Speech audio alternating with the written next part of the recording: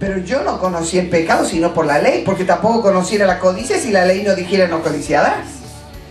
La ley de Dios es buena, es santa. La ley de Dios es una descripción de lo que Dios es. La ley es una ventana dentro del corazón de Dios.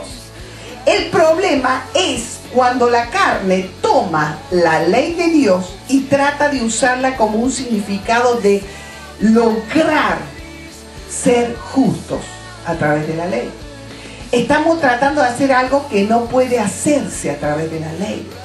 La ley viene para mostrarnos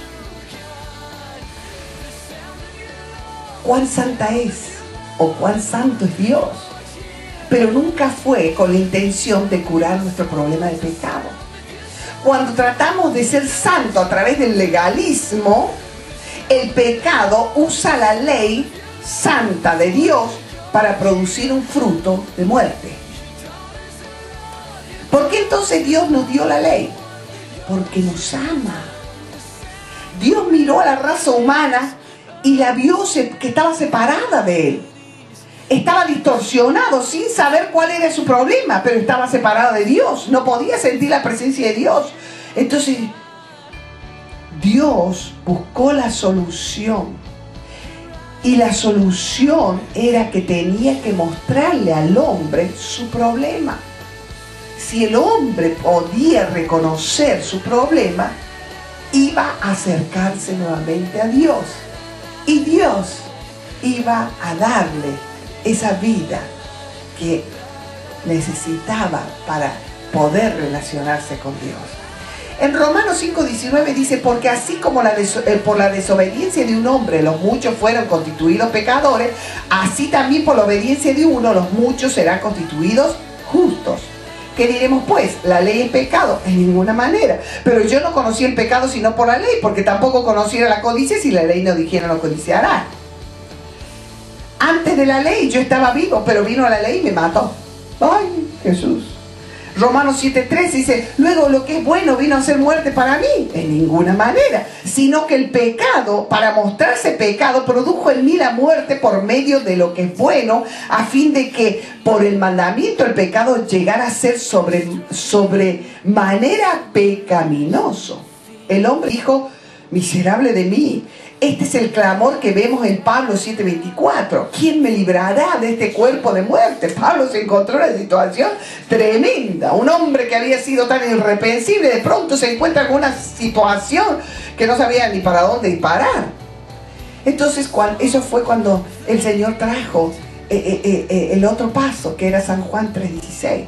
Porque de tal manera Dios amó al mundo que dio a su Hijo unigénito para que todo aquel que en Él cree no se pierda, mas tenga vida eterna. Aleluya.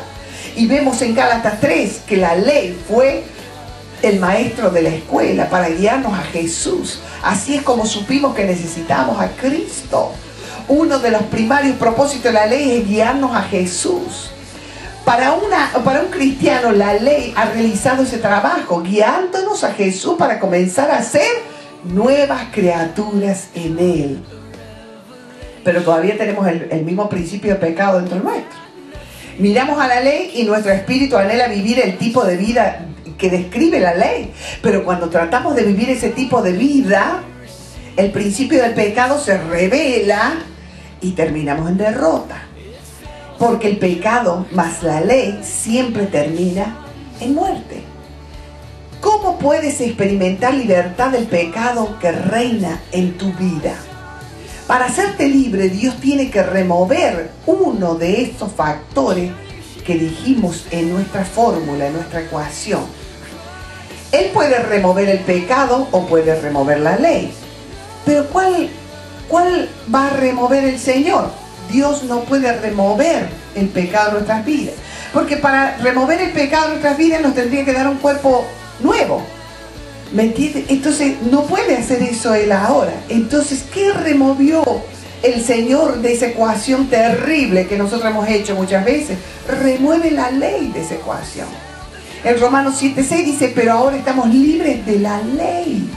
por haber muerto para aquella en que estábamos sujetos, de modo que sirvamos bajo el régimen nuevo del Espíritu y no bajo el régimen viejo de la letra. Romanos 7:4 dice: así también vosotros, hermanos míos, habéis muerto a la ley mediante el cuerpo de Cristo, para que seáis de otro, del que resucitó de los muertos, a fin de que llevemos fruto para Dios. Romanos 6:14 dice: porque el pecado no se enseñará de vosotros, pues no está bajo la ley, sino bajo la gracia. Y Gálatas 5:18 dice: pero si sois guiados por el Espíritu, no estás bajo la ley.